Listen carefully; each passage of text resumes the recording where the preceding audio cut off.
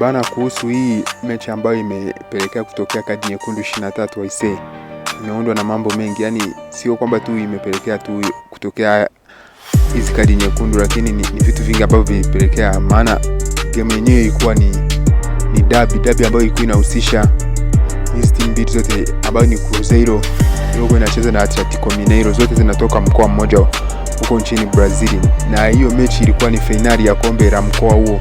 Kwa wapinzani wa jadi wa muda ndo ilikuwa ni wamefuzu, wameingia hiyo finali, wanachezea hilo kombe ambalo lilikuwa linaitwa Campeonato Mineiro. Hili kombe ndo ilikuwa ni kilele hiyo game ya Jumapili, ndo ikawa hivyo. Dakika ya 60 Cruzeiro wakasikoa goli, ndo likakaa hivyo muda. Lakini baada ya hizi dakika 90 kufika, ikaongezwa dakika 20 kutokana na wachezaji kwa wanapata majeraha. Lakini hapo dakika ya 17 hapo ndani ya hizo 20 za nyongeza, ndo yule mchezaji wa Cruzeiro Cristiano akapata injury pale golini.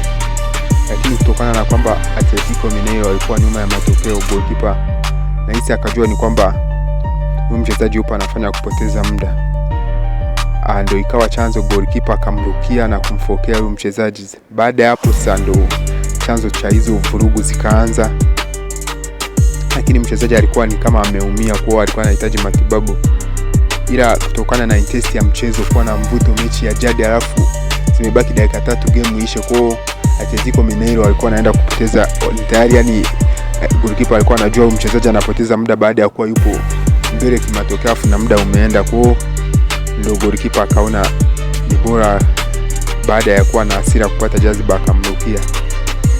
Na pia zaidi kuhusu hii game, sherehe yenyewe iliharibika baada ya hiyo tukio, maana hapakuwa na amani baada ya hiyo mechi, na mvuto wa hiyo sherehe uliharibika kabisa. Maana baada ya hizi dakika hizi zote wanafika hadi mwishoni, goalkeeper Edson aliyesababisha hili tukio na hao wengine wote ambao 23 walipata kadi nyekundu ndio alifanya hii sherehe inaharibika. Lakini yote Cruzeiro walikabidhiwa kombe lao kama washindi, maana wenyewe ndio walikuwa wameshapata goli. Na kuhusu wachezaji, jumla ya pande zote mbili, Cruzeiro walipata kadi nyekundu 11, afa Atletico Mineiro ambao ndio walikuwa ni kama waanzilishi wa hiyo fujo, goli wao walipata kadi nyekundu watu 12. Na mwamuzi hakuna mwamuzi yote ambaye ameshachukuliwa hatua hadi sasa hivi,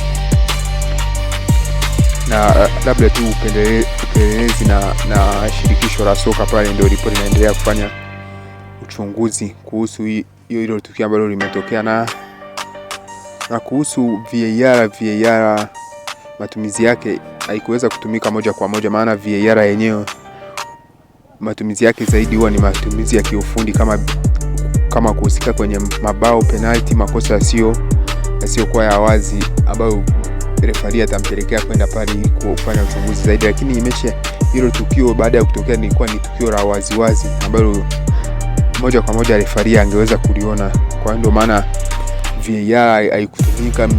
Watu wasije kafikia kwamba au VAR haikuwepo au VAR ilitumika, maana ilikuwa ni moja wapo ya mechi ambayo ilikuwa ni heavy, mashindano makubwa au na hizi timu kubwa, maana hizi timu zenyewe zinashiriki ligi ya pale Brazil, ambapo hii Cruzeiro ipo nafasi ya 4, afu hii Atletico Mineiro nafasi ya 15 kati ya timu 20. Kwa hiyo mtu usifikirie kwamba hizi timu au huenda zilikuwa timu za kawaida, na timu ambazo zimekuwa zikishiriki mashindano makubwa haya, michuano ya kimataifa pale ya Amerika Kusini kule. Kwa hiyo hadi sasa hivi hakuna refaria ambayo ameshachukuliwa hatua, na swala jingine zaidi ni kuhusu uchunguzi. VAR imetumika tu kama sehemu ya kuhifadhi matukio ambayo yamefanyika, ambapo ndio sasa hivi uchunguzi unazidi kufanyika pale kwenye shirikisho la soka pale nchini Brazil, ambao ndio ni ule mkoa wa Minas Gerais ambao hii ligi ilikuwa ikichezwa, na ndio walikuwa ni wahusika wakuu katika hiyo mechi na katika maandalizi ya hiyo ligi. Kwa hiyo ndio nikafuatilia zaidi nikaona kidogo tu niwaletee hii habari. Yani hizi timu mbili sio kwamba ilikuwa ni mechi tu, bali walikuwa ni watani wa jadi kama tunavyoona huku hizi timu zetu ambao ni watani wa jadi. Kwa baada ya ule muda dakika ya 90 ya 17 ndani ya dakika 20 za nyongeza, kwa mpinzani anaona yupo nyuma ya matokeo, ndio ilikuwa ni kama sosi hayo yote yaliyofanya hiyo mechi inakuwa vile. Lakini kuhusu kuchukuliwa hatua, ndio hivyo red card zilizotoka na marefari, hakuna refari ambayo tayari ameshachukuliwa hatua za kinizamu, lakini uchunguzi bado unaendelea. Kwa hiyo subirie tu kusikia ni kitu gani ambacho kama shirikisho litapata kuamua kutokana na utovu wa nidhamu wa wachezaji, au kama kuna makosa ambao walifanya waamuzi katika kutoa kadi nyekundu. Utaona tu baada ya muda kidogo. Usisahau kusubscribe hapo.